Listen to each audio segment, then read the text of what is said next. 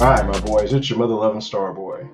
So in today's video I want to come at you with some of the games that I've beaten in the first year of the Switch 2 and just go over some of the games that I've played, enjoyed, and one of the games I'm going to talk about is the game I'm starting on next.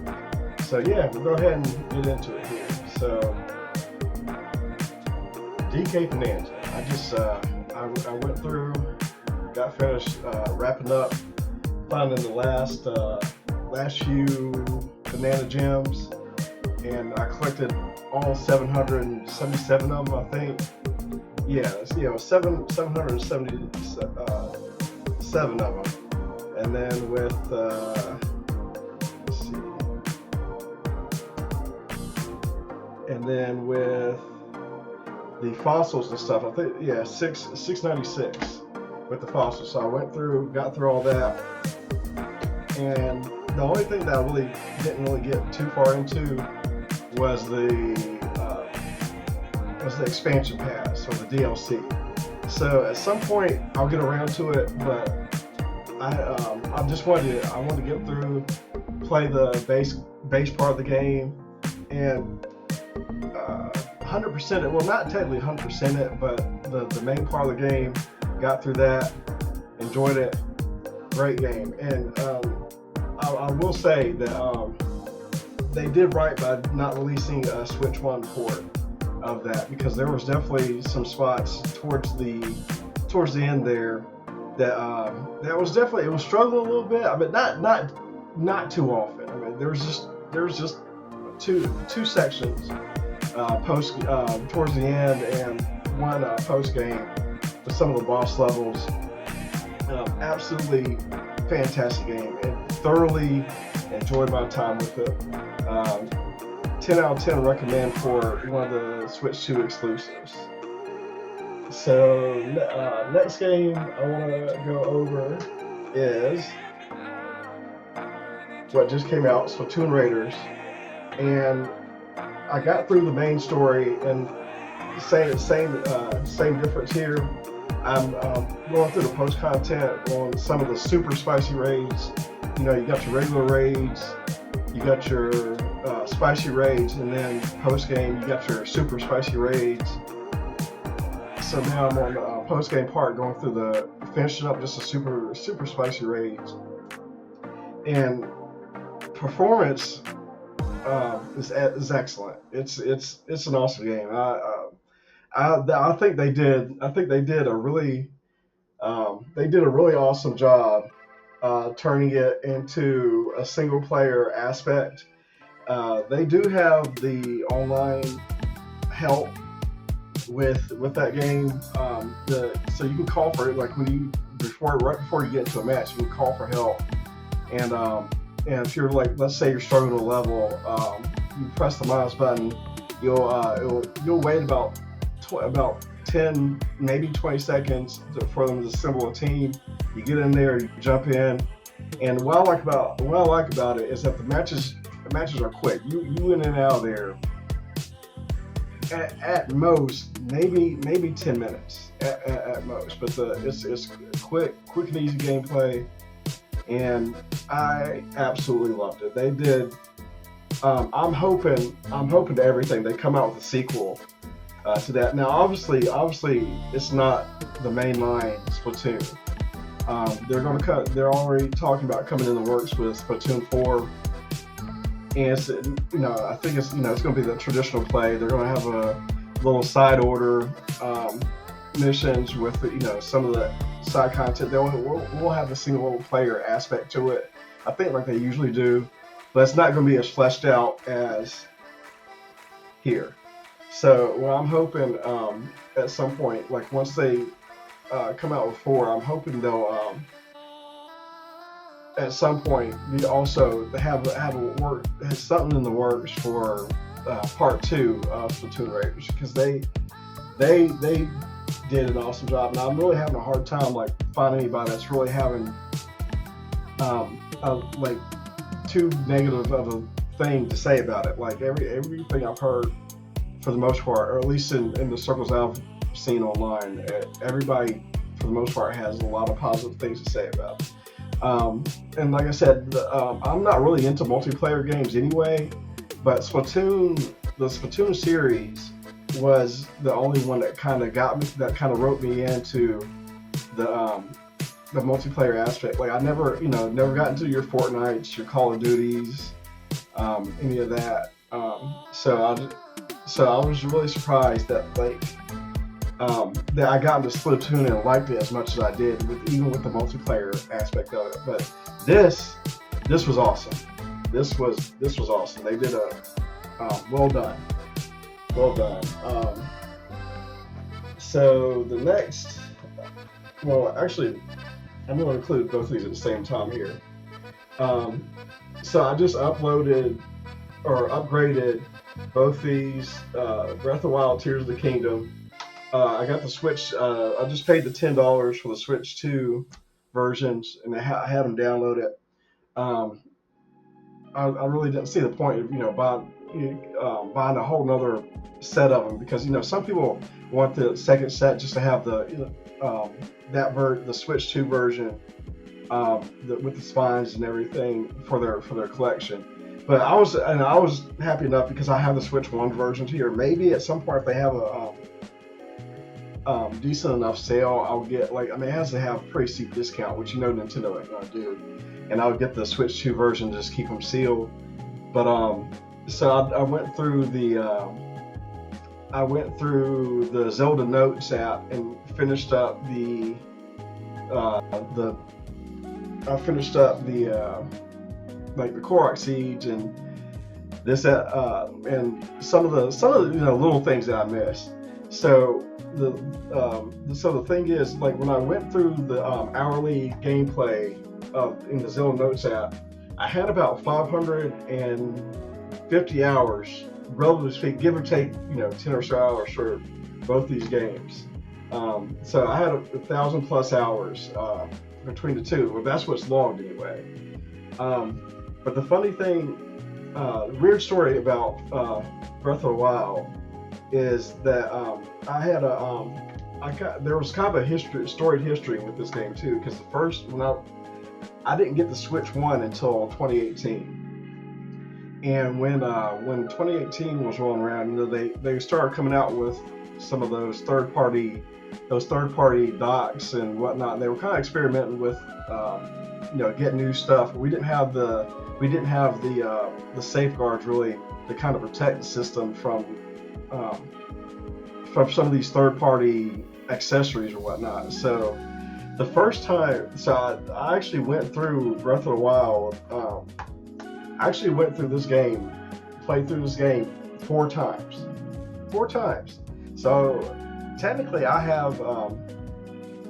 Let me explain. So the first time I played through, it was on normal mode. I got about halfway through, and then I got one of those third-party docks, and the system got bricked. So luckily, I wasn't too far into the game. I didn't lose too many.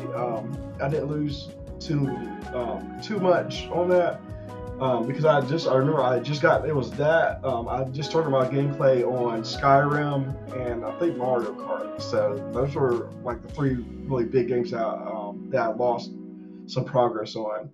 So I restarted it. So I got another Switch, restarted it. And the first week, got bricked, and then got another Switch. And then the second time, I ended up going. I think I ended up switching over to one of the OLEDs, and for some reason the save data didn't transfer over, so I had to start over again. So that was gameplay number 3 that I started on. So I finally got through gameplay number 3. And got through normal mode. And got through, I'd say maybe about 75 to 80% of the game. And then obviously they had the master mode. And the master mode was my true play of the game. And I just ended on that. And Tears of the Kingdom, obviously it didn't come with any of the DLC or anything like that.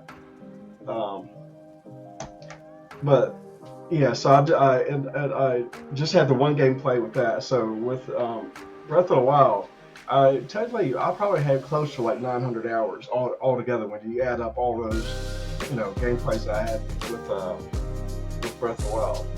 So the next game I want to add is High, Hyrule Warriors: Age of Imprisonment. I had to look to see which Hyrule Warriors it was, but I forgot the name of it. But the Age of Imprisonment. This was another one that it had a little, it kind of like Splatoon. It had a little bit of struggles there in a couple spots, but it was better. It was better than the last one. It didn't have as many of those troubled spots, but yet again, another flawless game for I definitely 10 out of 10 recommend as well for if you have a Switch 2, definitely get this game. So and so for that's those pretty much. Let's see, for the year of the Switch 2, those are the main ones. Some of the main like Switch 2 games that I've beaten. Now there's a couple other games that I've beaten as well, but like Pragmata on PlayStation 5. But we're talking mainly about the Switch 2 stuff. So this was it. These were the games I beat for the Switch 2 in the first year or so. A little over a year now for the first year of the Switch 2. So the game I'm going to be getting into next, after I finish up Splatoon Raiders and the Spice Raids, is Cereza and the Lost Demon. Now I did play the demo of this, and it was, oh my goodness, like they did a fantastic job with the art style on this too. It's a cozy, just a cozy Bayonetta game, a cozy style indie is what it feels like. But it's Nintendo, it's Bayonetta, and the story is just it's really really well done. So I'm looking forward to jumping into that next. So I just wanted to get into a little bit before we end out the video here. I just wanted to get into the Ocarina of Time that's supposed to be coming out a little bit later this year. So, and it's always been debated whether or not Breath of the Wild or Ocarina of Time is the greatest Zelda game of all time. Now, for me personally, I think they're tied at first because like they had the same sort of impact for their generations at that time. Because you think about it, with Ocarina of Time, it was the first 3D Zelda that we had, and it was groundbreaking. It was excuse me. So you think about open world Zelda. Man, goodness, sorry about that, guys. And then you think about you had Mario 64 and then Zelda. Those were the first 3D versions or 3D iterations of those games in general.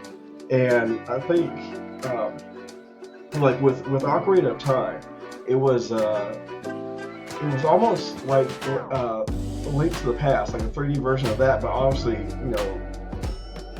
a little bit different. But it reminded me so much of Link to the Past.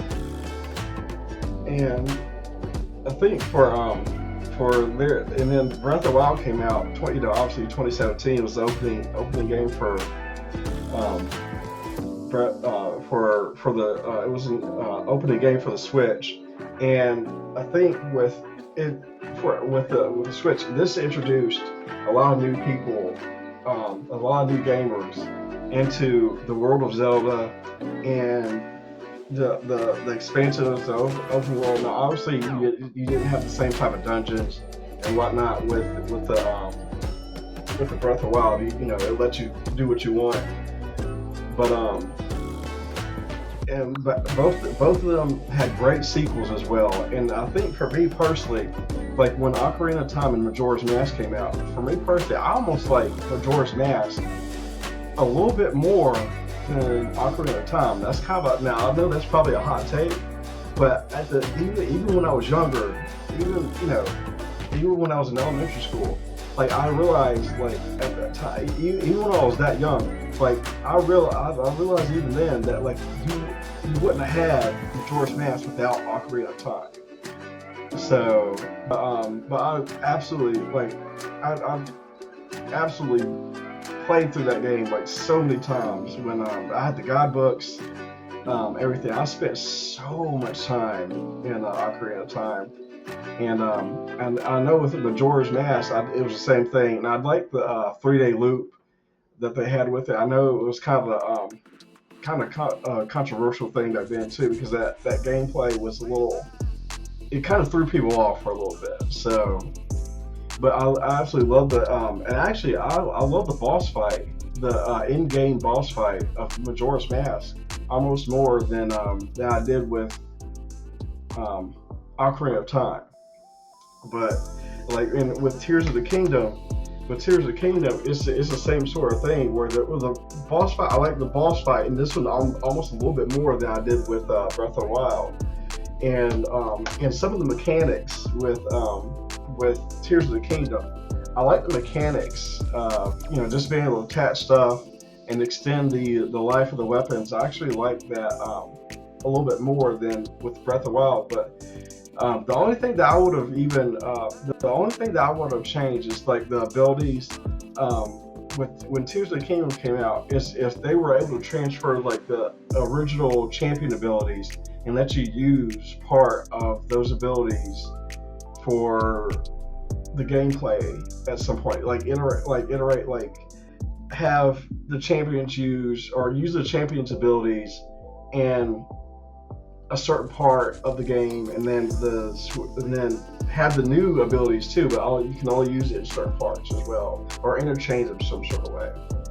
And another thing too, like in which I found interesting, for the 100% loop or the 100% gameplay of these two, they didn't include upgrading the outfits in the 100% game through that, and the Trial of the Sword for both games, where you make the Master Sword unbreakable. And I'm kind of surprised. Like now, I can see why they didn't do that with the